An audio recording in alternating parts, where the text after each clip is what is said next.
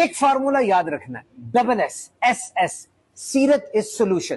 زمانہ کوئی بھی ہو، one standard fits for all. کیونکہ نبی پاک پر نبوت ختم ہوئی ہے، نبی پاک کی نبوت تو ختم نہیں نہ ہوئی، تو ریفرنس از نبی پاک صلی اللہ تعالی علیہ وسلم.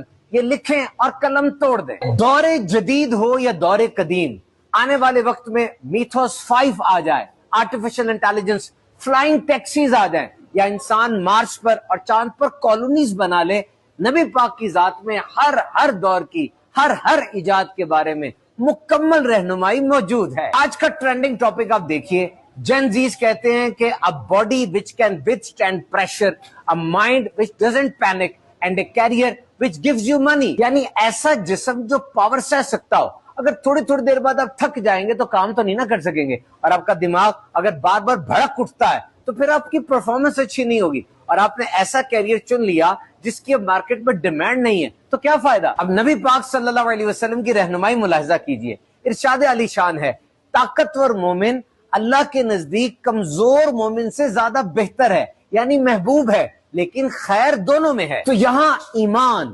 ارادہ، خوف خدا، کانفیڈنس، قوت ارادی اور فزیکل ویلنس بھی شامل ہے. اور اپنا خیال رکھنے کے بارے میں کتنی زبردست رہنمائی سیرت میں ہے.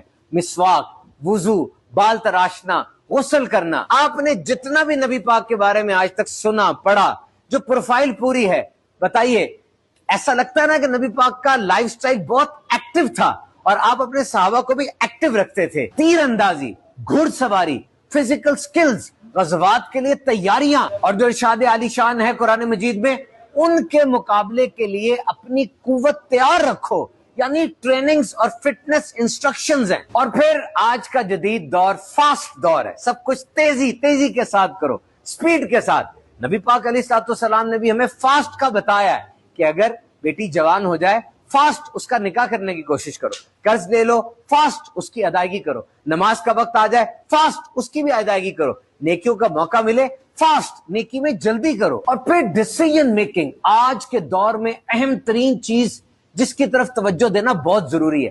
فیصلہ نہ کرنا بھی ایک فیصلہ ہے، فیصلہ لیٹ کرنا بھی ایک فیصلہ ہے.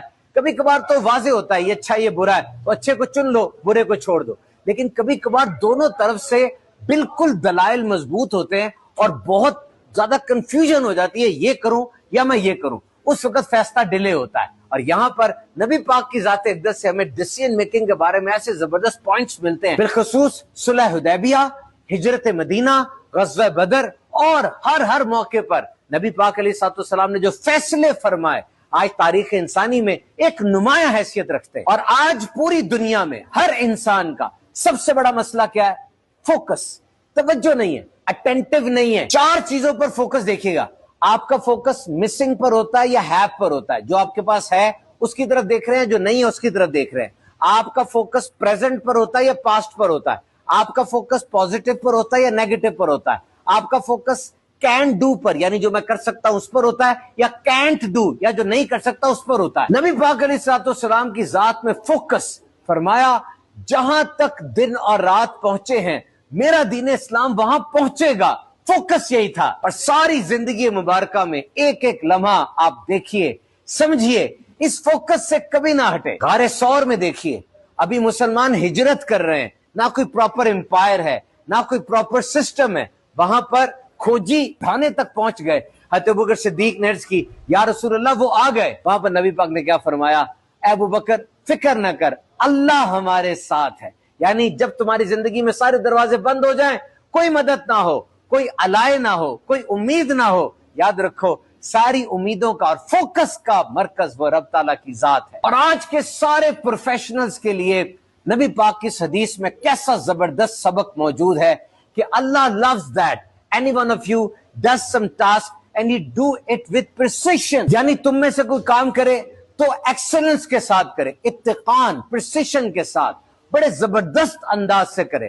اور یہاں پر جو ایکسلنس ہے اس کا مطلب یہ نہیں ہے کہ نتیجے کی اچھائی کی طرف توجہ کرے، بلکہ جو سارا پروسیس ہے اس سارے پروسیس کے اندر اچھا کام کرے. دیکھیں، ایک ہوتا ہے کام کرنا، ایک ہوتا ہے دل لگا کے کام کرنا، ایک ہوتا ہے جان لگا کے کام کرنا. تو نیت کیجئے 2026 کے ربیع الاول کے اندر ہم انشاءاللہ سیرت نبوی پڑھیں گے، سیکھیں گے اور دنیا تک پہنچائیں گے.